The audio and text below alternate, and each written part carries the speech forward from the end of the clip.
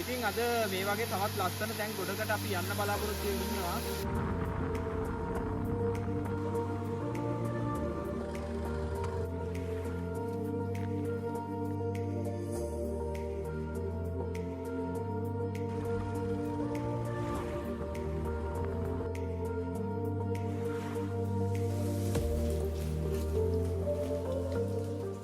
ලොකු ගල් ගුහාවක්. මේක ඇත්තටම මාර විශාල වෙනද මහා තියෙනවා. ඒකකින් උඩට යන්නේ කොහොමද කියලා බලමු.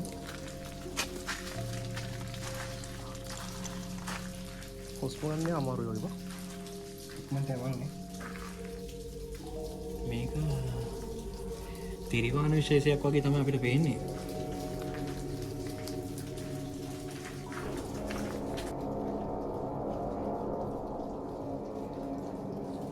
ගොඩක් වෙලා ඉන්න පයයි.